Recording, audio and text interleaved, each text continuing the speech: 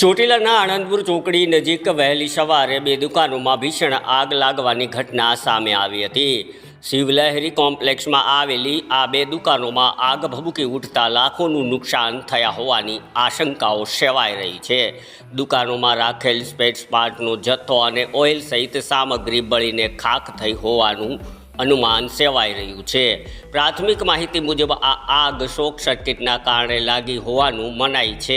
Short circuit થતાં જ જોતજોતામાં આગ વિકરાળ સ્વરૂપ ધારણ કરી લીધું હતું અને બંને દુકાનો આગની ઝપેટમાં આવી ગઈ હતી। આગની જાણ થતાં જ ચોટીલા ફાયર ટીમ ઘટના સ્થળે પહોંચી ગઈ હતી અને ફાયર વિભાગના મનસુખભાઈ, હરેશભાઈ અને તેમની ટીમ દ્વારા ભારે જહેમત પાણીનો મારો ચલાવી આગને સંપૂર્ણ કાબૂ મેળવ્યો હતો। ફાયર ટીમની સમય સૂચકતા અને ત્વરિત કામગીરીના કારણે આગ વધુ પ્રસરી શકી ન હતી, જેના કારણે આજુબાજુ આવેલી અન્ય દુકાનોમાં પણ કોઈપણ જાતની નુકસાની થવા પામી ન હતી। Bureau report, Laghubhai Dhandhal, Chotila.